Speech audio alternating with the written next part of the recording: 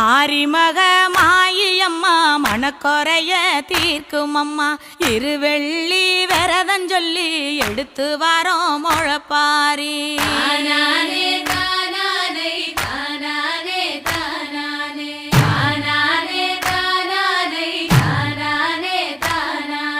காத்து மட்டும் வந்து போகும் கட்ட பொம்மை கோட்டை போல வெயில் பட ஓல பின்னி விதைச்சு வச்சோம் முழப்பாரி